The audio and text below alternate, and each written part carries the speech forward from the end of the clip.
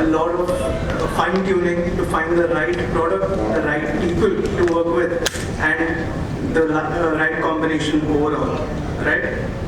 The industry is at the brink of an unimaginable growth.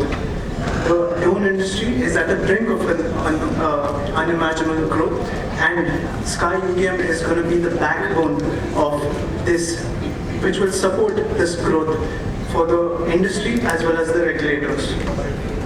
I want to thank Airports Authority of India, DGCA, MOCA, Ministry of Civil Aviation, Ministry of Defense, and Indian Air Force for being here and supporting us in this mission. When the industry and the regulators align, that's when we form a very magical movement where everything aligns and everything can move forward with exponential growth. So I would like to show you again what you saw in the video. I would like to repeat what we have in our UTM so that it's very crystal clear what we offer, the services we offer, and how it's going to help our industry. So the first and foremost thing which we offer is a user access through which a pilot can hop into the UTM system. It's a pop-up UTM, which you can see here, where any pilot, it might be an agriculture farmer, or it might be a well-educated drone engineer. Any pilot can hop into the UTM. It automatically connects with the drone without having to need any software integrations, any API integrations. It's a zero-click solution which we have built. It's a seamless UTM solution which connects your drone and enables real-time tracking of all the drones across the airspace. Right? So on the other end, we have the regulatory access through which regulators such as ATC Towers, the Airports Authority of India, Ministry of Defense, Indian Air Force can all log into the system and monitor the airspace usage. They can track drone movements, they can track which drones have broken regulations, which drones have excelled in regulations, where were the failures in operations, and figure out what are the next steps to make the solution, the airspace regulations better, right? So I'll just run quickly through all the services which we offer, and then we can hop into Q&A where I can answer some of your questions, right? So one of the first things we offer is airspace reservations. When a pilot registers or wants to fly in a specific airspace, he can just submit a mission and that airspace is reserved for him. Any other drone operation occurring in that area is notified through WhatsApp or through mail that there is a drone operation occurring nearby. There's an airspace reservation. It's going to start from this time to this time, and thus we ensure the safety and integrity of the drone airspace. The next section, which I've already touched upon, but I'll repeat it again, the pop-up UTM. It's a zero-click, seamless solution which a farmer or a very skilled person can utilize and fly their drone with for a safe and complete operation. We offer the complete view of the entire airspace through our airspace advisory or airspace rules and regulations engine, through which the pilot is able to view all the airspace regulations in 3D.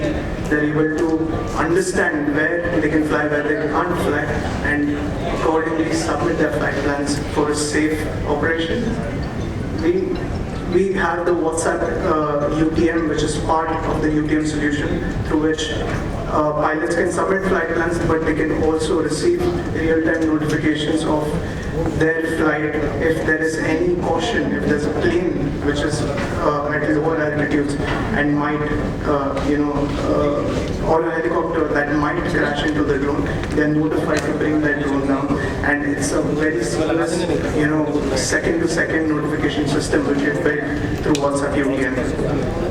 We have live manned data which we receive from helicopter movements to large manned aircraft movements, and we check the vertical and horizontal separation through a deconfliction engine all the time to ensure none of the drones enter, or none of the manned aviation enters in the path of our drones, and thus ensuring the entire airspace is without conflict.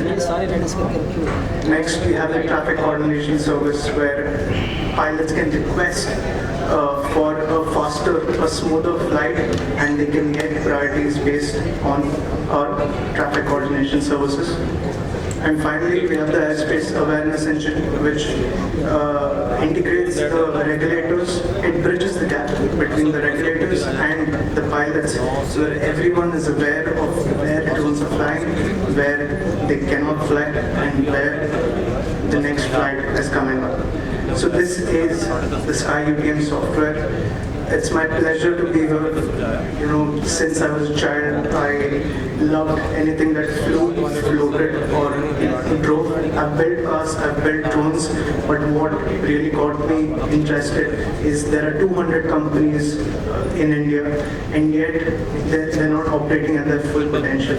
And that's where Skye UTM comes in and ensures that it is enabling the industry to push their drones, to for people to adopt drones in their daily lives, for companies to deliver medicines, packages, and anything else, quick commerce, and ensures that when the traffic increases in our airspace, in our urban airspace, when drones are flying above us, they're flying safely, and they're flying in compliance to the regulations. Thank you very much, guys.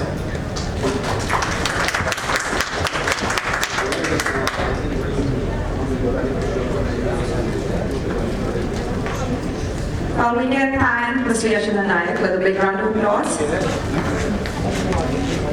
And there's an AV which we'd like to play first. Can you please have the AV on screen?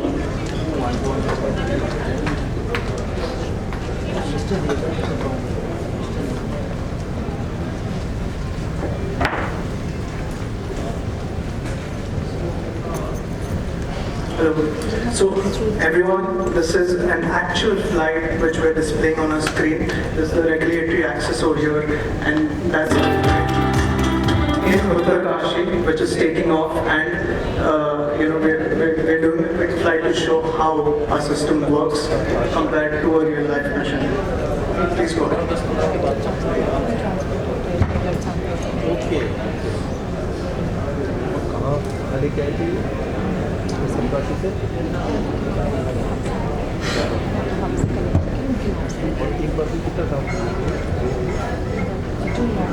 So as you can see, the drone takes off.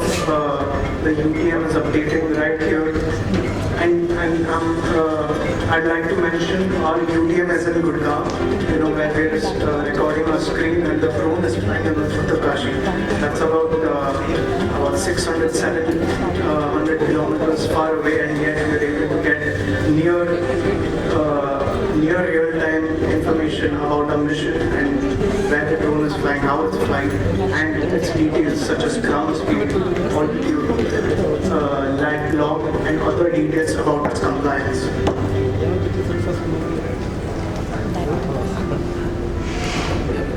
So as you can see, the drone is achieving waypoint 1, waypoint 2, waypoint 5, waypoint 6.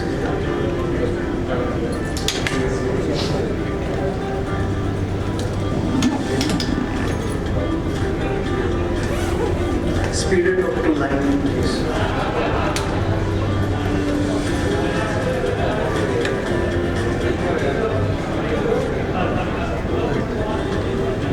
Yeah, now as the drone is approaching its landing, its initial position, you can also see on the screen that the drone is heading towards the landing location, towards its initial position, and that was the video, guys. Thank you very much. Thank you, Mr. Nayak, once again. Can you please put the chairs on the stage once again at the center? I request the management. And with this, ladies and gentlemen, I'm sure by now all of you know UTM well, and we'd now like to take a few questions from the media. Mr. Nayak is already on stage with us. And as soon as we have the chairs ready, I request Mr. Nayak to please settle down. May I please invite Mr. Kumar to join us on stage? And we now would like to take a few questions from the media. Sure.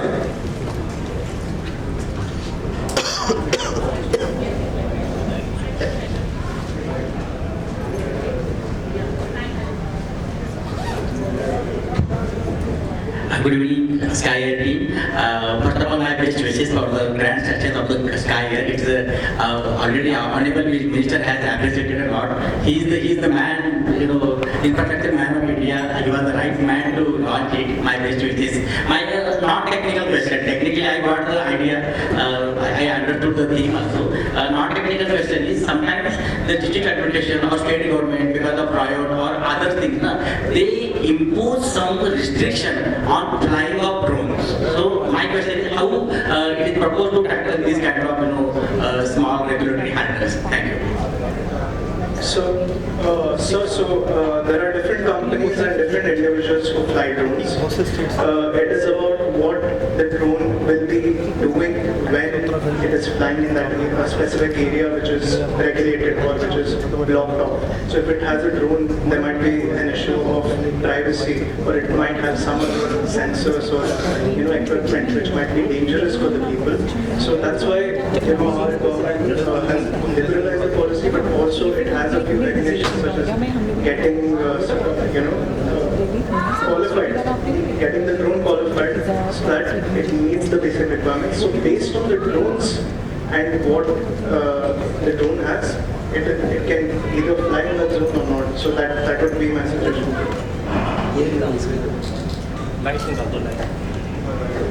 I think he has already answered. If there is any specific thing that you want to ask me. All right, we'll move on to the next question. Anybody else?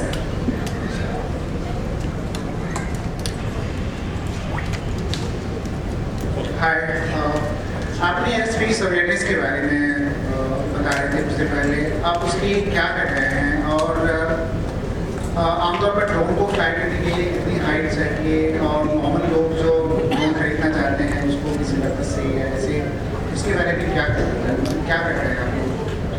देखिए सरकार ने पूरी country को 4 Jones में divide कर रखा है। Green zone, red zone, yellow zone और जियो जोन। जियो जोन